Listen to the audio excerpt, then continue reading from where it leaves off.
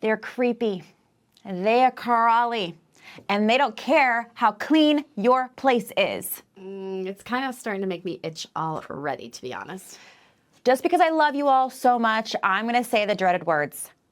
Bed bugs.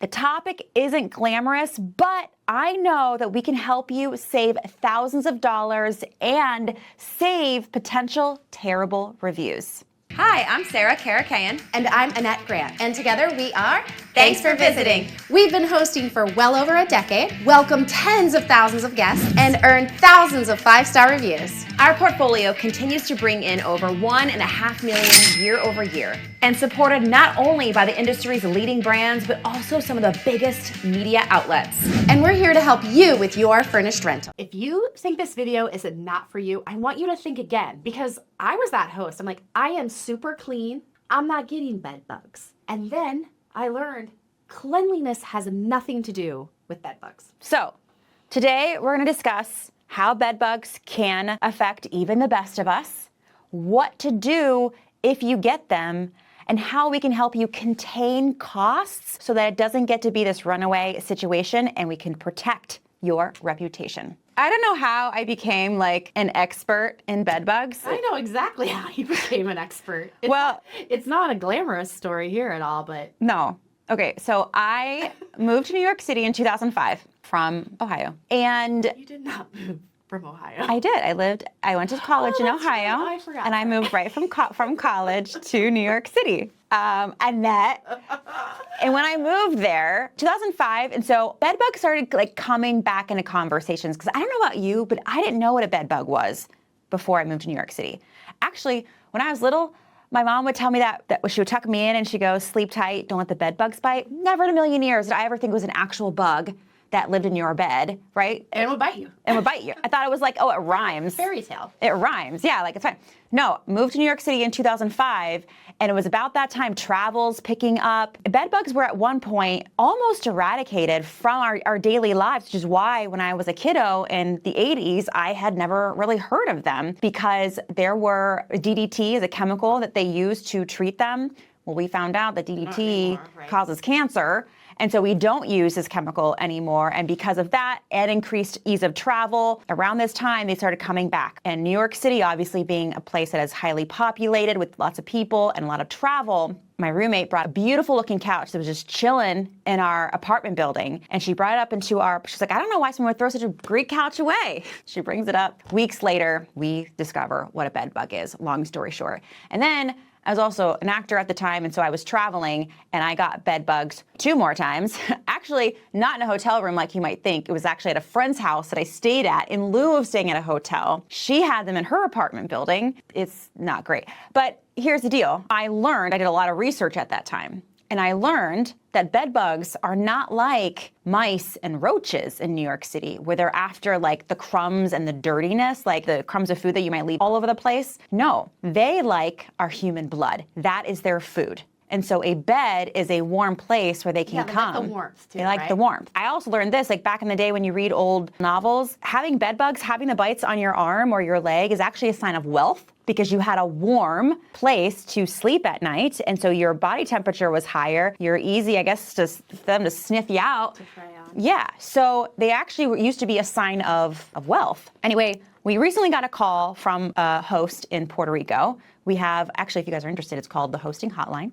hostinghotline.com. You can ask us your hosting questions. We actually answer them on our podcast. She called in and she said that, hey, this guest is claiming that we have bed bugs in our place. And she said there's no way I could have bed bugs because we're really clean. We're going to get to that. And I think it's a scam because we don't have I just know that we don't have bed bugs. Our advice to her, we're going to get to that in today's video, was to pause. And you should take every single claim seriously. She was saying there was a bed bug scam. Yeah. Okay, and so we just want to guide you in that any sort of insect claim from a guest, even if you feel as if it's a scam, there's a how-to, a way to handle each situation. Yeah, and of course the guest sent her a picture and she was claiming, she's like, this picture could have been taken anywhere. And I get that, and we're going to address that. But moral of the story is to take every claim seriously. And we're going to tell you how to handle situations like the host in Puerto Rico experienced, should it happen to you.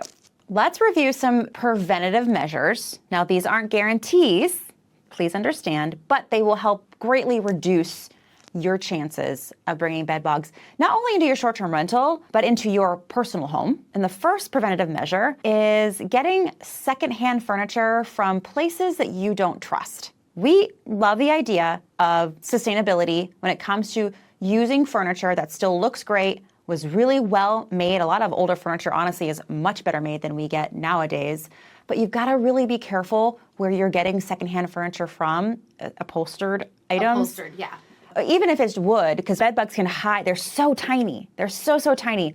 And they sleep during the day. And so they could be hiding in crevices, and then you bring them into your home and they can wreak havoc on your short-term rental or your house. So we're not saying don't use secondhand, but picking up it off the street. Don't be like me back in New York City, a beautiful sofa just chilling in an entryway, and you're like, why would someone ever throw this away? Because it's infested. Yeah, even Facebook Marketplace, any sort of thrift stores, like you really need, unless you know how to assess and look for them, steer clear. I would say, I do like shopping really nice consignment stores. And the reason why I trust these stores, and you can actually ask your consignment store, hey, what measures do you take to make sure the furniture you bring in and you sell to people like me aren't infested with all sorts of bugs, but mainly bed bugs, and see what they say or peruse their website. Just be more thoughtful when you're getting secondhand furniture. Invest in mattress protectors and pillow protectors. We see a lot of hosts skip out on the pillow protectors. And again, is this 100% going to completely not ensure you don't get bed bugs? No, but it's going to keep the actual mattress safe from infestation. So make sure that you are investing there. And the mattress and pillow encasements are a gift that keeps on giving, not only for bugs, but for liquids, etc. But you have to make sure that the ones that you buy aren't just for liquids. You Right. really have to inspect what you're buying and make sure they've been designed to keep these bugs out and not just stains from your pillows. And because not all encasements are created equal. The ones that actually are built to keep out dust mites and bed bugs are different than the ones that just combat stains. All right, our third tip to help you prevent bed bugs at your property, and this is one that might surprise you, is keeping a dedicated vacuum at your short-term rental and not let your cleaner bring in their vacuum that they've used at other properties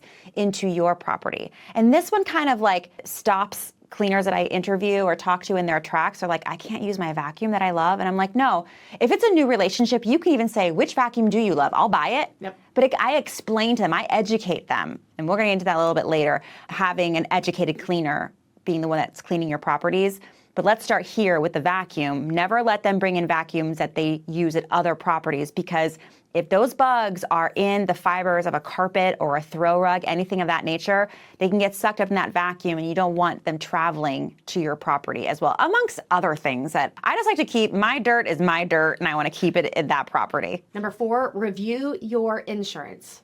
Make sure that your short-term rental insurance covers bed bugs, loss of income if there was a bed bug situation. This is one that we see a lot of hosts skip over and they don't have in their policy, because we did a lot of searches trying to find anywhere somewhere on AirCover where you would be covered for bed bugs, and we couldn't find anything. So AirCover is Airbnb's host damage and liability protection, but we could not find anywhere specifically that they would help you with that. And here's the thing. Let's say your insurance, you love your insurance, but a lot of insurances actually for short-term rental hosts don't provide coverage for bed bugs or loss of income for bed bugs. Some do, but they're really expensive. So if you choose to not have that, maybe you have a little fund, money for any sort of pop-up situation that can happen in your short-term rental that you aren't put out should you get them, because they can take several weeks to remove from your property and where you can safely welcome guests back. And you don't want to be put in a spot where that really affects your business. If a guest reports, this is what you need to do immediately, okay? Number 1 is please remain calm, because I know what happens to me if I have a guest call with any sort of issue. The first thing you do is you do internally freak out, oh my gosh, what's happening? So you have 2 things that happen. Either 1, you are like, I got to take care of this, or 2, you think it's a scam. Either way, you need to act ASAP. You need to listen to them.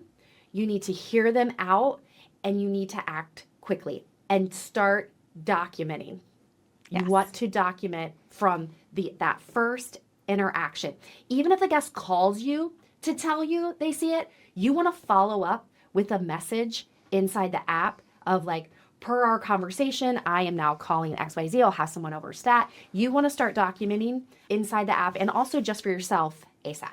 And how great will it feel if a guest calls you or messages you and claims that you potentially have a bed bug issue, or you do, and you say to the guest, thank you so much for bringing this to my attention. We have a system in place for potential bed bug issues. We work with this company. I'm going to call them right now. They are going to XYZ. And here's what you should do, guests. And here's what guests shouldn't do. You should try not to relocate them to another one of your units. You should also educate them that if they want to leave the property and no longer stay with you, that could be something that you offer. Now, whether they get a refund or not, you can tell them if you do have a confirmed issue, you can then discuss a potential refund, but you might not have the issue and there's no proof that it's your fault, right? Because they could truly come from any angle. That's up to you to decide, but educate them on if they are going to leave, that you don't want them taking it to their car or to a cab and then home. So what they need to do is thoroughly inspect their luggage. It is best to derobe and any clothes they have, put them in a dryer on high heat for at least an hour, a long time, and then get clothed up, maybe put their clothes in plastic bags, maybe even offer to leave the luggage there, and then you can trash it. If there's no issue, you can ship it to them. Just work out with them and educate them that it has nothing to do with cleanliness, and they really are just looking for food, and that's blood, and that you don't want them, if there is an issue, to take it with them. This is why if you can get someone in there to inspect it soon, maybe the guest stays if they're not totally freaked out, and then you can decide the best course forward. And also, an alert, if you get a guest who panics and wants to leave a hotel to come stay with you, and if you ask them, hey, what's the reason that you need to leave the hotel and stay with me right away? And if they mention it could be a bed bug issue, you don't want them bringing it to you either. So we want to just make you aware about all the different ways they can travel. It's still not 100% guarantee, but all of the points we went over today are going to increase your chances of handling it professionally and not spreading the situation. Now we want to help you create a set of rules, or SOPs, standard operating procedures, for your short-term rental business. And I want to start this off with, you've got to train your team around this topic. You have to make sure that they are not bringing with them in their mind any preconceived notions that are untrue about bed bugs. First of all, they may not even know what a bed bug is. And if they do, they might be like a lot of hosts, think that cleanliness is what attracts them when it's not. It's just simply being human and having a warm bed that can attract them. So making sure that you have, whether it's once a year, every 6 months, if you have inspectors, cleaners, if you hire third-party cleaners, ask them, what sort of training do you do with your team about being able to search for bed bug? It should be something that you do post every guest stay, and making sure that you have a bed bug free space for the next guest coming in. That does not mean that next guest coming in isn't going to bring the bug with them from their travels. But if you have a checklist that says that your cleaner checked for these rascals and that they didn't find any, and that they have a training, and you got somewhere that you got proof that there was some sort of training, this could help you in cases moving forward where the guest is saying there's no way, this is your fault, not mine. It's really not much about pointing fingers, but at least you'll have some sort of checklist that you can say, no, our team, they know how to look for them, and they inspect them after every guest departure. It is possible that you brought them in your travels, either before you arrived at our property or while exploring our area. There's truly no way of knowing, but it's a helpful step that you can take to educate your team to how to look for them and prevent them from really having an infestation problem at your property. Number 2 is a culture of transparency. Once you've trained your team, your inspector, about the bed bugs, you want to let them know that it's not a reflection of their work at all. They need to make you aware of a situation ASAP, but letting them know that this is something that is high alert,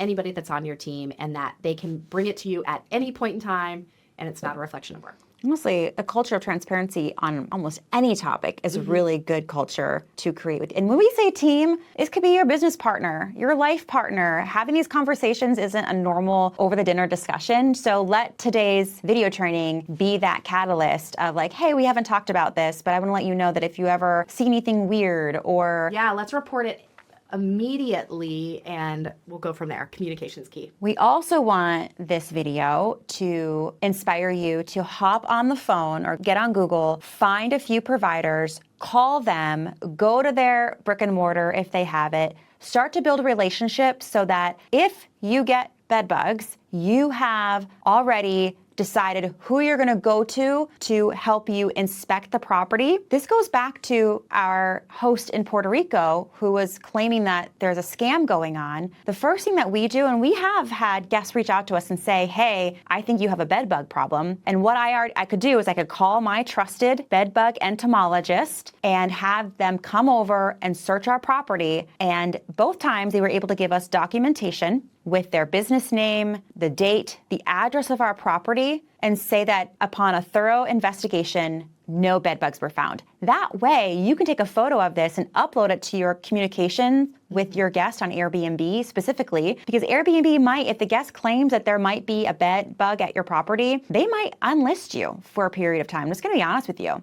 Airbnb doesn't mess around with claims like that. And so this is your best chance of getting relisted as soon as possible by having this checklist of what to do when someone claims you have a problem. Now, that inspection will likely cost you money. For us here in Columbus, Ohio, that inspection is like $125, something like that. And I get that it stinks. Like, if this guest is wrongfully claiming that there was a bug in hopes of getting some sort of reimbursement or free stay, I'd rather spend $125 than lose that whole reservation. Plus, they might not be a scam and it might be true. Absolutely. Okay, and the longer you let a bed bug sit at your property, they rapidly reproduce themselves. Okay, so they have a lot of eggs at one time, and those eggs are really hard to kill, but then they hatch, and then you have this problem. So the quicker you nip it in the bud, the better it's gonna be for you and your property. So interview some entomologists, some bed bug people, ask them what that process is like. A lot of them already have a ton of experience working with Airbnb hosts. Yeah, this is like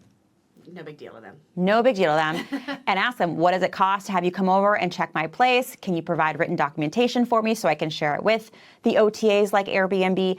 And then what happens if I do have a problem? And they can walk you through how they treat the bugs. Is it chemical? Is it heated? Some of them have dogs that can sniff out these bugs. It's just good to know. We don't have an opinion on how they get treated. We're not entomologists or experts in that space, but you need to decide for yourself and have someone that you can call as quickly as possible to get nipped in the bud as quickly as possible.